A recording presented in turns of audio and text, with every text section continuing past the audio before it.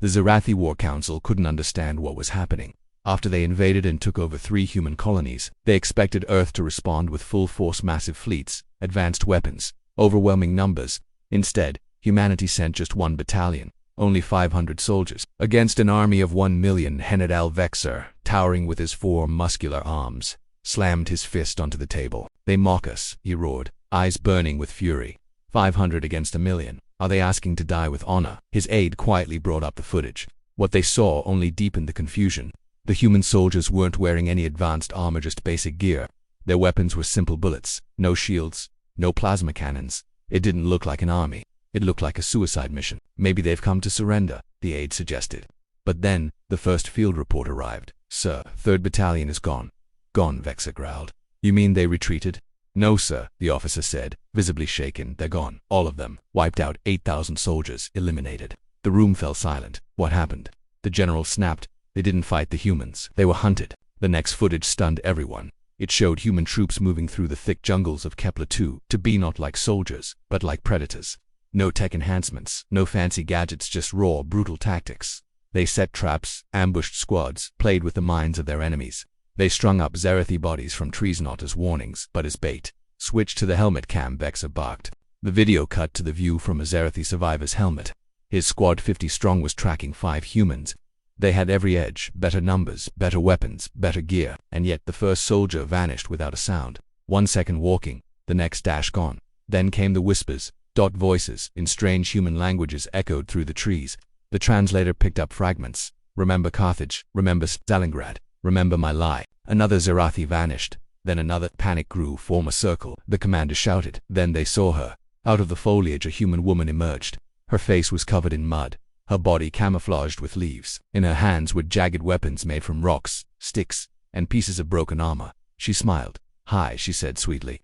"I'm Sergeant Lisa Park. Welcome to humanity's true home war." The Zerathi opened fire, but she was already gone. Her voice echoed from the treetops.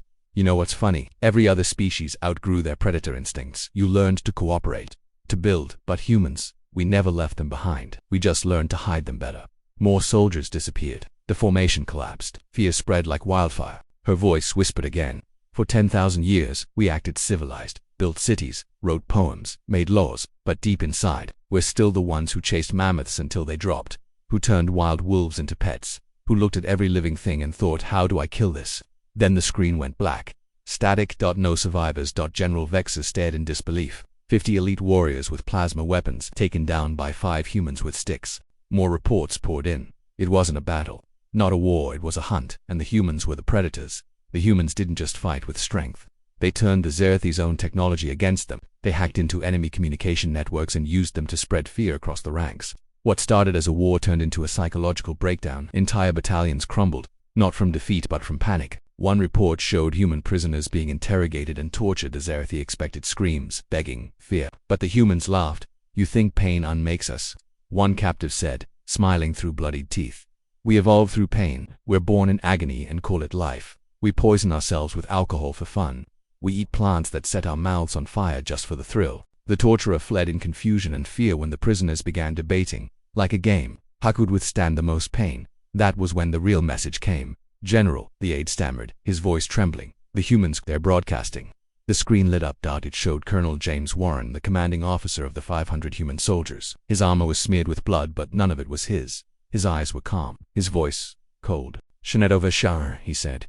"You stole our colonies because you thought we were weak, soft, civilized." Then he smiled, but it wasn't the smile of a diplomat or a soldier. It was the smile of something ancient, something that remembered the hunt. "Civilization," he said, "is just a mask we wear. War is when we take it off." Behind him, Zerathi equipment lay in flames. Human soldiers moved like phantoms, silent, deadly, unstoppable. "We don't conquer planets," Warren continued. "We don't have to. We break spirits. We erase the will to fight." He leaned closer to the camera. "Your million soldiers aren't facing 500 humans. They're facing 500 reminders of what still waits in the dark, of what we used to be, of what we still are." He paused, then added one last line. "We gave you 3 chances to return our colonies peacefully. You refused, so now, we remind you, humanity's greatest achievement wasn't reaching the stars, it was learning to stop killing long enough to get there."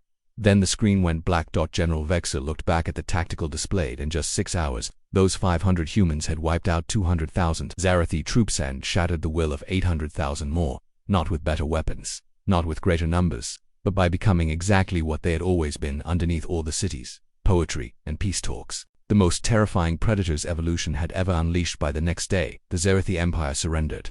They gave back the colonies, they paid reparations. But what they truly paid for was a promise that humanity would go back to pretending to be civilized because the alternative was too horrifying to imagine.